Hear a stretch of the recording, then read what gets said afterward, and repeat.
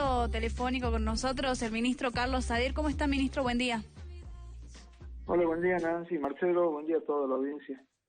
Ministro, bueno, ayer se conocía finalmente esta firma de convenios, digamos, de esta asistencia que va a brindar la Nación a la provincia de Jujuy, de este famoso fondo fiduciario, algo que, si bien viene bien a la provincia, como lo dijo el propio gobernador ayer, pero tiene como gusto a poco, ¿no?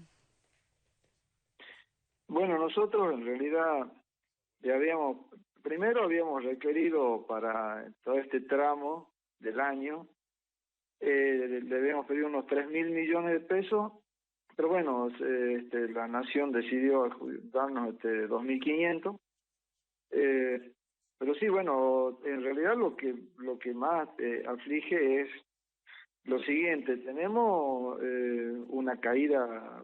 Primero tenemos en el presupuesto nosotros un déficit estimado para este año de casi 6.000 millones, un poco menos de 6.000 millones. Y bueno, ya vamos llegando a la mitad del año y con esto que pedíamos pensamos cubrir ese déficit, inclusive que nos servía también obviamente para completar el pago del aguinaldo que empezamos hoy. Y bueno, así que, y además también, en realidad, no nos olvidemos que lo presupuestado ha cambiado muchísimo, porque los recursos que teníamos presupuestados con esta pandemia y las cuarentenas a partir del mes de marzo han disminuido muchísimo. Los recursos nacionales y provinciales han disminuido en una caída importantísima.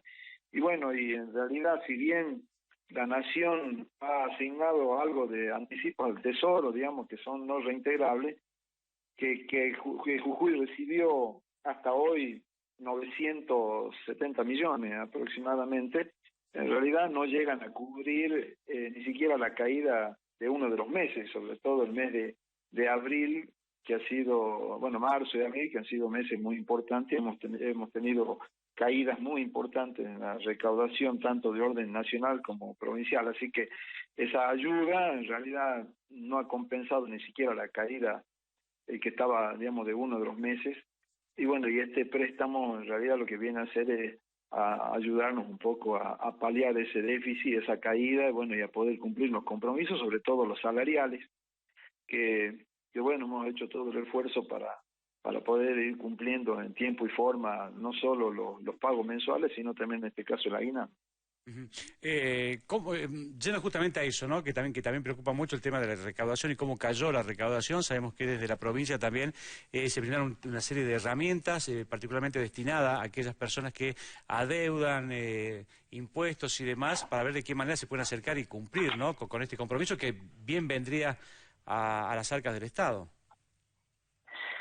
Sí, bueno, claro, obviamente la cuarentena algo que ha producido es, primero, muchísimos negocios, pymes, cuentapropistas que digamos, no han podido trabajar por bastante tiempo, y obviamente eso resiente la recaudación, porque bueno, al no poder trabajar no facturan. Inclusive hay todavía actividades que no están permitidas y que siguen sin trabajar, y otros que han tenido, digamos, una cuestión esporádica, sobre todo lo que es gastronomía, hotelería, que si bien está totalmente cerrado, se habilitó un poco en el mes de mayo, se volvió a fase 1, y eso obviamente también resiente la recaudación, porque bueno, no pueden trabajar, no pueden facturar, sobre todo con uno de los impuestos más importantes que sirve, digamos, que recauda la provincia, que es ingresos brutos, así que como el que está directamente relacionado con la venta. En la medida que los comercios no pueden trabajar, no pueden vender, no facturan y no pagan ingresos brutos. Así que bueno, eso es reciente. De todas maneras, digamos, este gobierno, más allá de la cuarentena y todo, digamos, esta situación, se han dictado una serie de medidas, algunas tributarias y otras que tienen que ver con la cuestión tarifaria, de manera tal de buscar la manera de ir paliando, ¿no es cierto?, para la gente, ya sean cuentapropistas, pymes y hasta familias, la cuestión, primero, en el tema impositivo, durante los meses de marzo y el mes de mayo, se han dictado exenciones para para monotributistas que no han pagado, que digamos que se ha dispuesto a la exención para el mes de marzo, para el mes de abril. Después también se ha realizado, teníamos vigente una moratoria que ha sido prorrogada también.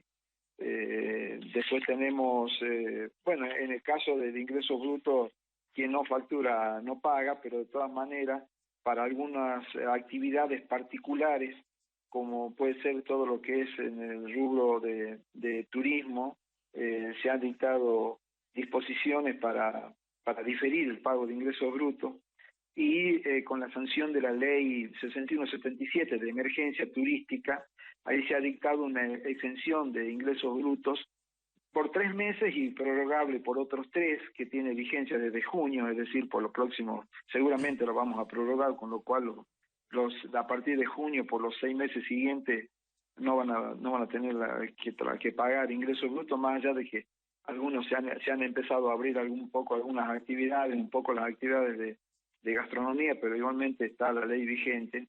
También se ha dictado por esa misma ley la suspensión de las ejecuciones fiscales de impuestos y tasas, y el diferimiento para aquellos que debían pagar ingresos brutos con una facilidad de pago hasta 12 meses sin intereses, que está principalmente, digamos, pensada y plasmada en la ley 6177, que es de emergencia turística. Bueno, obviamente también, digamos, se han dictado otras medidas, que recién comenté, la exención de ingresos brutos para monotributistas por el mes de abril al 100%, en mayo al 50%, la prórroga de la moratoria que teníamos, así que con condonación de multas y eso, que hoy sigue vigente. Y bueno, y después en materia tarifaria también el gobierno ha tomado varias medidas. Bueno, primero que sigue vigente la tarifa social para las familias, y luego, digamos, se ha dictado una serie de medidas que conforman como un pequeño plan de asistencia económica, de, bueno, subsidios y créditos, subsidios de hasta 60.000 pesos por única vez para varias actividades, y otros créditos hasta de 240.000 pesos a tasa cero, con periodo de gracia y con cuotas fijas. Luego, bueno, a través de... Sí, te escucho. Volviendo al acuerdo de asistencia financiera, ¿no?, que se ha firmado con Nación, hay un periodo de gracias, recién se empiezan a pagar estas cuotas a partir del 2021, pero ¿cuánto va a terminar devolviendo la provincia de Jujuy? ¿Se conoce más o menos cuáles van a ser los intereses? Bueno, en realidad, cómo está, digamos, otorgado el crédito es de la siguiente manera. Primero, tiene un plazo de gracia de 6 meses, o sea que, digamos, no se paga ni interés ni capital, y recién el vencimiento de la primera cuota es en el mes, como vos bien decís, en el año 2021. La primera cuota vence a fin de enero del 2021. ¿Cómo está planteado el interés? Es una tasa del 0,10% nominal anual, que se aplica sobre el capital actualizado con el índice con el CER. Por eso, digamos, en este momento es difícil calcularlo, porque hay que ver la evolución del CER. O sea, una vez que se conozca recién la evolución del CER hasta el 31 de diciembre de este año, ahí recién se ve esa evolución y se aplica a la tasa del 0,10%. Así que por eso, digamos, hoy Claro. Es como difícil hacer el cálculo. No se podría hacer una estimación, pero no se puede hacer un cálculo exacto porque hay que esperar esa evolución. ¿Estos serían los únicos recursos que va a recibir la provincia de acá a fin de año? ¿O hay posibilidades de ampliar este crédito? Bueno, no sé, eso depende de Nación. Hasta ahora, digamos, se habilitó esta línea. Como digo, recién, a pesar de haber pedido 3.000 millones, nos otorgaron 2.500, y bueno, pero por supuesto, en lo que resta para la segunda mitad del año, seguiremos gestionando, o muy probablemente el gobierno, imagino que puede, digamos, dictar alguna otra medida. De todas maneras, todavía quiero recordar que en algún anuncio del presidente se había anunciado ayudas para los gobiernos provinciales por 120.000 millones. y eso se dividía en dos partes, 60.000 millones en créditos, que son estos, de los cuales Jujuy recibió 2.500, otras provincias obviamente de distintos montos y inclusive muy superiores a esto. Y por otro lado, otros 60.000 millones que eran para distribuir en ATNs. Esos todavía no se han terminado de distribuir, se ha distribuido una parte, se han distribuido aproximadamente 40.000 millones de esos 60.000. Así que todavía existiría la posibilidad, en la medida que el gobierno lo decida y tenga, no sé, obviamente va a depender de la decisión no solo política y de los recursos que tenga la nación, para poder distribuir algo más de ATN en lo que resta del año, porque no se ha llegado a distribuir todavía los 60.000 millones que se habían destinado. Así que en eso, vamos a insistir, por supuesto, en pedir que en el resto del año se distribuyan todos esos recursos, y tendremos que ir viendo si hay alguna otra oportunidad, alguna otra posibilidad o línea de crédito que se habilite o de subsidio para las provincias para hacer frente a la fuerte caída de la recaudación.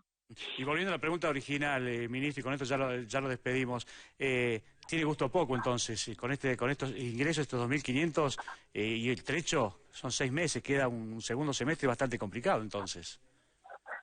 Sí, por supuesto, queda un semestre complicado. Obviamente, como dije recién, nosotros tenemos una estimación de que, en el año íbamos a necesitar casi unos 6.000 millones para hacer frente a todo lo que es la actividad del gobierno, pago de sueldo, gasto operativo y todo lo que significa la atención del COVID, sobre todo que, demanda una cantidad de recursos muy importante y extraordinario.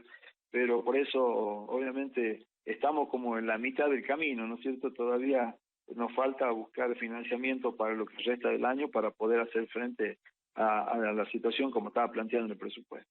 Ministro Saadí, muy amable por este contacto telefónico. Bueno, gracias a vos, Marcelo, un gusto, buenos días. Muy bien, escuchamos entonces la palabra del ministro Carlos Saadí haciendo referencia justamente a los recursos